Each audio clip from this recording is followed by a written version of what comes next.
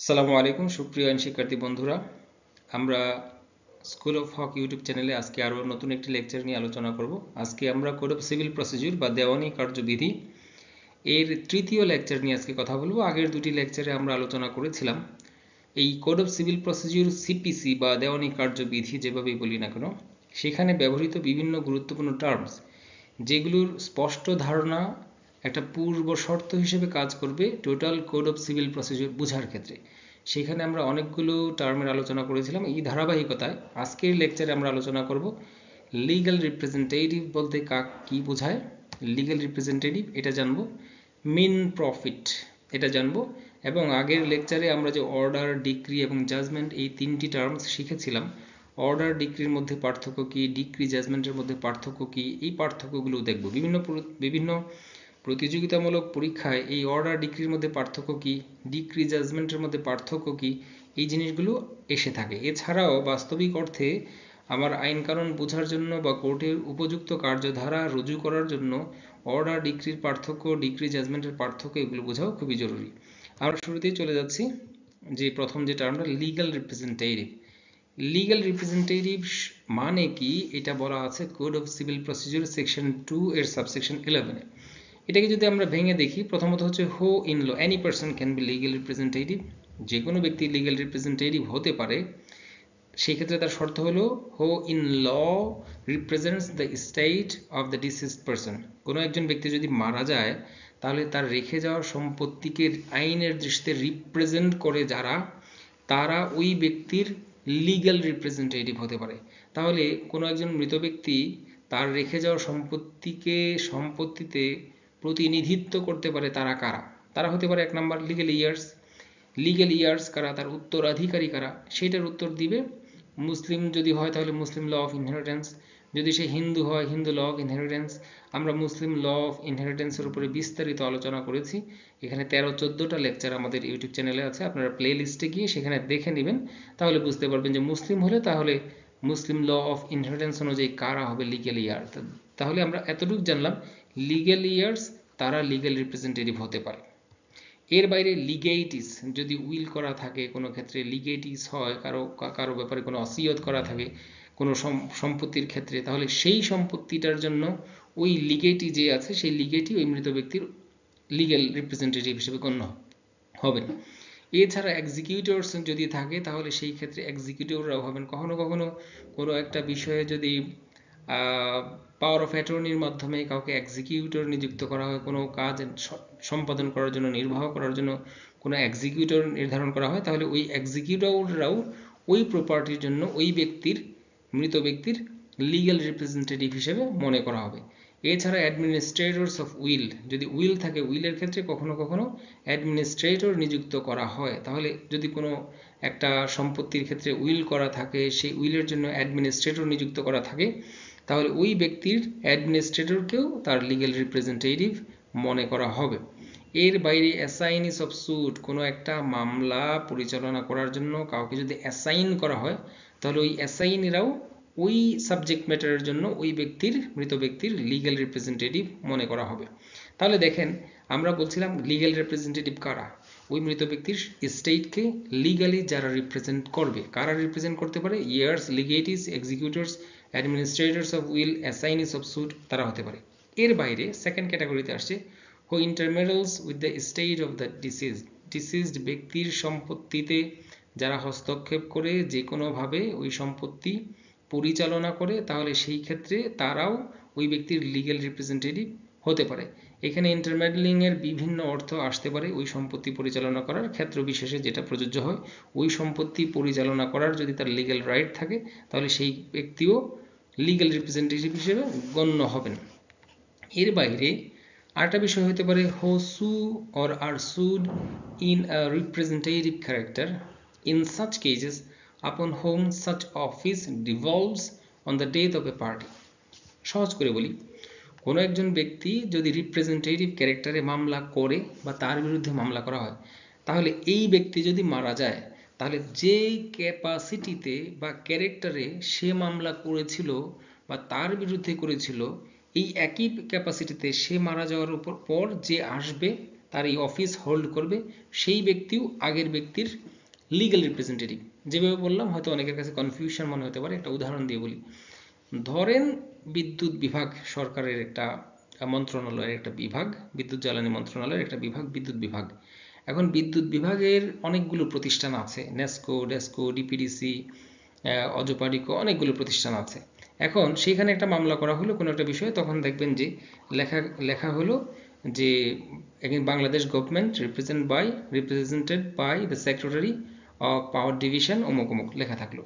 তাহলে পাওয়ার ডিভিশন বা বিদ্যুৎ বিভাগের সেক্রেটারিকে মামলা করা হলো কেন? ওই ব্যক্তি তো হয়তো তাকে চেনেও না, কিন্তু তাকে একটা রিপ্রেজেন্টেটিভ ক্যারেক্টারে তাকে মামলা করা হলো। তাহলে যদি এই ব্যক্তি না থাকেন, সে পদোন্নতি পেয়ে বা অন্য কোনো কারণে ট্রান্সফার হয়ে সে অন্য দপ্তরে চলে গেল, তাহলে কি ওই ব্যক্তির বিরুদ্ধে মামলা চলবে মিস্টার XYZ? না, বরং এই জায়গায় আরেকজন যিনি আসবেন ওই বিদ্যুৎ বিভাগের সচিব হয়ে, সেই ব্যক্তিকে মনে করা হবে আগের রিপ্রেজেন্টেটিভ, কারণ তাকেই রিপ্রেজেন্ট করছে, ওই আগের ব্যক্তিকেই রিপ্রেজেন্ট করছে বা আগের সাবজেক্ট ম্যাটারটাকেই সেই রিপ্রেজেন্ট করছে। তাহলে কেউ যদি তার বিরুদ্ধে মামলা করে বা সেই মামলা করে, বিদ্যুৎ বিভাগের সচিব সে নিজে মামলা করলো অন্য কারোর বিরুদ্ধে, তখন পরবর্তীতে মামলা চলা অবস্থায় সে আবার ট্রান্সফার হয়ে অন্য কোথাও চলে গেল, সেই অবস্থায়ও তার জায়গায় যিনি আসবেন, স্থলাভিষিক্ত হবেন, সেই ব্যক্তি আগের ব্যক্তির রিপ্রেজেন্টেটিভ এভাবে হতে পারে। তাহলে he who sues or is sued in representative character in such cases upon whom such office devolves. এই কথাটা এখানে গুরুত্বপূর্ণ, খেয়াল করেন। Upon whom such office devolves on the death of a party. তখন কোনো একজন ব্যক্তির মৃত্যুর ক্ষেত্রে, যেমন আমরা অনেকগুলো মামলা দেখি যে বেলা, বাংলাদেশ এনভায়রনমেন্টাল লয়ার্স অ্যাসোসিয়েশন, তারা নিজেরা মামলা করে। তখন এখানে এনভায়রনমেন্টাল লয়ার্স অ্যাসোসিয়েশনের একজন হয়তো সিইও থাকে, তার নামে হয় মামলাটা, কিন্তু উনি যখন মারা যান ওনার জায়গায় আরেকজন নিশ্চয়ই আসবেন, ঠিক একই রকমভাবে মামলাটা তখন আগের ব্যক্তিকে এরকমভাবে রিপ্রেজেন্ট করবে। These are the legal representative S per section 2 subsection 11 of the code of civil procedure. মোটামুটি আমরা লিগাল রিপ্রেজেন্টেটিভ সম্পর্কে এই ধারণাটা রাখবো, এটা আমাদের সিপিসিতে বলে দেওয়া আছে। এরপরে আরেকটা গুরুত্বপূর্ণ টার্ম যেটা আমাদের জানতে হবে, মিন প্রফিট। মিন প্রফিট কাকে বলে? স্বাভাবিকভাবে মনে রাখার জন্য অন্তর্বর্তীকালীন মুনাফা, অন্তর্বর্তীকালীন কোনো লাভ যদি হয়, প্রশ্ন আসবে অন্তর্বর্তীকালীনটা তাহলে কোন সময়, কোন সময়ের অন্তর্বর্তীকালীন, এটা বোঝার জন্য সেকশন 2 সাবসেকশন 12 যেতে হবে। ধারাবাহিকতাটা এরকম, a person is in wrongful position of any property. কোনো একটা ব্যক্তি কোনো একটা সম্পত্তির দখলে আছে, দখলে, মালিক থাকা সত্ত্বেও না, দখলে, দখলে আছে wrongfully. The person who is in possession, he didn't have any right to possess that property, but still he is possessing that property. That means he is in wrongful possession. সে অন্যায়ভাবে কোনো একটা সম্পত্তির দখলে আছে। ওকে, ফাইন। নেক্সট হলো wrongful possessor, যিনি আছেন wrongful possession, wrongful possessor obtained or could obtain with ordinary diligence some kind of profit। যে প্রপার্টির সে দখলে আছে, সেই প্রপার্টি দখলে থাকার কারণে সেটাকে ব্যবহার করে কোনোভাবে সেখান থেকে প্রফিট অবটেইনড হয়তো করেছে, অথবা could have obtain, could obtain সে করতে পারতো, সে করেছে বা করতে পারতো তার সাধারণ প্রজ্ঞা ব্যবহার করে, by use of his ordinary diligence, তার সাধারণ যে প্রজ্ঞা। যদি এমন হয় যে অন্যায়ভাবে কোনো একটা জায়গাতে সে দখলে আছে, কিন্তু ওই ব্যক্তিটা খুবই একদম মোটা বুদ্ধির লোক বা ওই অকর্মণ লোক বা কোনোভাবে এই সম্পত্তিটাকে ইউটিলাইজ করে নাই, তাহলেও কিন্তু সেটা ধরা হবে না, বরং ধরা হবে সে যেটা করেছে হয় এটা, অথবা সে করতে পারতো। যে কোনো ব্যক্তি এই সম্পত্তির দখলে থাকলে সাধারণ বুদ্ধিজ্ঞান ব্যবহার করে যে কোনো একটা মোটামুটি এতটুকু প্রফিট করতে পারতো, যতটুকু করতে পারতো, ওইটা হচ্ছে মিন প্রফিট। গেল 2 নম্বর। wrongful possessor made some improvements on the property। এমনও হইতে পারে যে সম্পত্তিটার দখলে ছিল সেটা ছিল একটা ডোবা, সেটা ছিল একটা খানাখন্দ, সেটা ছিল একটা খুবই লেস ইমপ্রুভড বা বলা যায় যে একটা ডিসঅ্যাডভান্টেজিয়াস সিচুয়েশনে আছে, এটার কোনো ব্যবহারযোগ্য ছিল না তেমন একটা, বা ওইটাকে ব্যবহার করে কোনো প্রফিট করা যেত না। ওইটাকে প্রফিটেবল করার জন্য সে এই প্রপার্টিতে মাটি কেটে ভরাট করলো, সে ইমপ্রুভমেন্ট ঘটালো কোনো ধরনের। যদি ইমপ্রুভমেন্ট ঘটায় তাহলে ইমপ্রুভমেন্ট ঘটানোর কারণে প্রফিট বেড়েছে বা আগে হতো না হয়েছে। যেমন নর্মালি এখান থেকে হয়তো সে 1 বছরে 1 লাখ টাকা প্রফিট করতে পারতো ব্যবহার করে, কিন্তু এটাকে সে যেভাবে ব্যবহার করেছে, ডেভেলপ করেছে, ইমপ্রুভমেন্ট ঘটিয়েছে, তাতে করে সে 2 লাখ টাকা প্রফিট করেছে। তার মানে তার ইমপ্রুভমেন্টের কারণে 1 লাখ টাকা বেশি প্রফিট করেছে। এবার প্রশ্ন হলো মিন প্রফিটটা কি? Now the profit actually obtained or could be obtained plus interest, যেটা সে করেছে বা করতে পারতো সাথে যোগ হবে interest, will be considered mean profit, এইটাকেই মিন প্রফিট ধরা হবে। কিন্তু প্রশ্ন হলো however amount of profit which increased due to improvements shall not be included within mean profit. Improvement ঘটানোর কারণে যে প্রফিটটা বেড়েছে সেটা মিন প্রফিটে আসবে না। এখন ভালো করে জিনিসটা বোঝার জন্য আগে বুঝতে হবে আসলে কেন আমরা মিন প্রফিট পড়ছি। ধরেন আমার এক খণ্ড জমি ছিল, এটা কোনো একজন অন্যায় জবরদখলকারী সে এই সম্পত্তিটা দখলে নিয়ে রাখছে। আমি হয়তো মামলা করেছি বা যাই করেছি, করতে করতে 5 বছর 10 বছর লেগেছে বা মামলা করতেই পারি নাই। তো যখন ডিসকভার হলো যে এটা সে অন্যায়ভাবে দখলে রেখেছে, আমি গিয়ে কোর্টের কাছ থেকে মামলা করে 10 বছর পরে তার জমিটা উদ্ধার করলাম। তো 10 বছর পরে আমার জমি আমি ফেরত পেলাম, কিন্তু 10 বছর সে ভোগ দখল করলো, অনেক টাকার প্রফিট করলো, সেটা যাবে কোথায়? সেটা তো অবশ্যই সে আমাকে দিবে। তাহলে তখন আদালতের কাছে প্রশ্ন আসবে, তাহলে মিন প্রফিট বা অন্তর্বর্তীকালীন এই যে সময় যতদিন পর্যন্ত মামলা ডিসপোজাল হয়নি ততদিন পর্যন্ত তো অন্যায় দখলকারী সেটা দখল করেছে, তাহলে অন্যায় দখলকারী মূল মালিককে কত টাকা প্রফিট দিবে, অন্তর্বর্তীকালীন সময়ের কত প্রফিট দিবে, এই অন্তর্বর্তীকালীন সময়ের প্রফিটটাই হচ্ছে মিন প্রফিট। তখন এই প্রফিটটা ক্যালকুলেট করা হবে এইভাবে যে যে প্রপার্টিটা দখলে ছিল সেখান থেকে কত টাকা সে আয় করেছে বা করতে পারতো একজন সাধারণ ব্যক্তি, প্লাস ইন্টারেস্ট, ইন্টারেস্টের রেট কত হবে কোর্ট সেটা নির্ধারণ করবে। তাহলে এইটাই হচ্ছে মিন প্রফিট, এটা আমাকে, আমি যে এতদিন ডিপ্রাইভড হলো আমাকে ফেরত দিবে। তবে হ্যাঁ, ওই প্রপার্টি সে দখলে নেওয়ার পরে এখানে যদি মাটি কেটে ভরাট করে বা বিল্ডিং তৈরি করে কোনোভাবে সেটাকে আরও বেশি প্রফিটেবল করে থাকে, তাহলে বাড়তি যে প্রফিটটা এসেছে ডেভেলপমেন্ট করার কারণে, ইমপ্রুভমেন্ট করার কারণে, ওইটা মাইনাস করা হবে। ওইটা আবার প্রফিট, ওই প্রফিটটা আবার আমাকে সে দিয়ে দিবে না, ওইটা মিন প্রফিটের মধ্যে আসবে না। এই যে প্রফিট ক্যালকুলেশনের বিষয়টা, এইটাই মূলত হচ্ছে মিন প্রফিট, যেটা আমরা সেকশন 2 সাবসেকশন 12-এ জেনে নিলাম। এখন আরেকটা বিষয় যেটা আজকে লেকচারে বলে মোটামুটি শেষ করবো, সেটা হচ্ছে যে কতগুলো জিনিসের পার্থক্য। অর্ডার, ডিক্রি, দুইটার মধ্যে বেসিক পার্থক্য কি দেখেন। অর্ডার নিয়েও আমরা আলোচনা করেছি, ডিক্রি নিয়েও আলোচনা করেছি আগের দুইটা লেকচারে। অর্ডার কি ডিক্রি কি স্পেসিফিক্যালি বলেছি। এখন বোঝার জন্য পার্থক্যটা দেখেন, অরিজিনের দিক থেকে আমরা যদি এটার অরিজিন ধরি, এই দিক থেকে চিন্তা করলে একটা পার্থক্য হয়। অর্ডার কিসের মাধ্যমে জন্ম নেয়, কিভাবে তৈরি হয়? একটা কোর্টে যদি স্যুট হয়, মানে মামলা মোকদ্দমা, পিটিশন হয়, কোনো একটা আবেদন হয়, অ্যাপ্লিকেশন হয়, কোনো প্রার্থনা এরকম হয়। স্যুট, পিটিশন, অ্যাপ্লিকেশন প্রত্যেকটা কিন্তু আলাদা জিনিস। কোর্টের কাছে যাই আবদার যায়, যাই আমার দাবি যায়, সবগুলো দাবি কিন্তু স্যুট আকারে যায় না, প্রত্যেকটা অ্যাপ্লিকেশন আকারে যায় না, প্রত্যেকটা পিটিশন আকারে যায় না। এখানে স্যুট হোক, পিটিশন হোক, অ্যাপ্লিকেশন হোক, যে কোনো ক্ষেত্রেই অর্ডার জন্ম নিতে পারে, এগুলো প্রত্যেকটার ক্ষেত্রেই। কিন্তু ডিক্রির জন্ম হয় শুধুমাত্র স্যুটের মাধ্যমে। স্যুট কি সেটা সম্পর্কে আমাদের বলে দেওয়া আছে, সেটা যে every suit shall be instituted by a plaint, প্রত্যেকটা মোকদ্দমা দায়ের করা হবে প্লেইন্টের মাধ্যমে। প্লেইন্ট আবার কি, আরজি কি, সেটা আবার বলে দেওয়া আছে অর্ডার 7-এ। একটা আমার যে দাবিটা যদি এইভাবে এইভাবে এইভাবে এইভাবে লিখি তখন সেটা হয় স্যুট, এরকম স্ট্যাম্প করতে হবে, এইভাবে লাগাতে হবে, এগুলো হচ্ছে স্যুট। তাহলে স্যুট এক ধরনের, সেখানে জন্ম নেয় ডিক্রি। আর অর্ডার স্যুটের মধ্যেও হতে পারে, পিটিশনেও হতে পারে, অ্যাপ্লিকেশনেও হতে পারে। দিস ইজ নাম্বার 1 ডিফারেন্স, প্রথম ডিফারেন্সটা এগুলো। নাম্বার 2 হচ্ছে কনক্লুসিভ ডিটারমিনেশন অফ রাইটস। আমার কাছে যে আবেদনটা আসবে, আবেদনের মধ্যে দুইটা বিবাদমান পক্ষের যে অধিকারগুলো আসবে, অধিকারগুলো আমি চূড়ান্তভাবে নিষ্পত্তি করবো কিনা।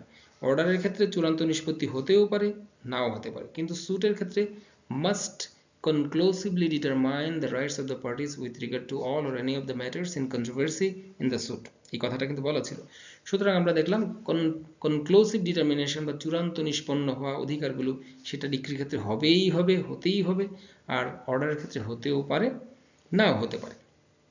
তারপর 3 নাম্বার পার্থক্য যেটা আমরা দেখছি, যে অর্ডারের কতগুলো ক্লাসিফিকেশন আমরা দেখেছি, যে ডিক্রির ক্ষেত্রে কতগুলো ক্লাসিফিকেশন আমরা দেখেছি, সেটা আমাদের আইনে বলে দেওয়া আছে, এই সেকশন 2-তেই বলে দেওয়া আছে। সেখানে বলে দেওয়া আছে যে decree may be preliminary, decree may be final, partly preliminary, partly final, এরকম হতে পারে, যেটা আমাদের আইনে বলে দেওয়া আছে। কিন্তু অর্ডারের ক্ষেত্রে এই ধরনের কোনো প্রিলিমিনারি অর্ডারের কথা কোনো কিছু বলে দেয়া নাই, এই দিক থেকেও একটা পার্থক্য আছে। নাম্বার যদি বলি, একটা মামলার ক্ষেত্রে ডিক্রি কয়টা হয়, অর্ডার কয়টা হয়?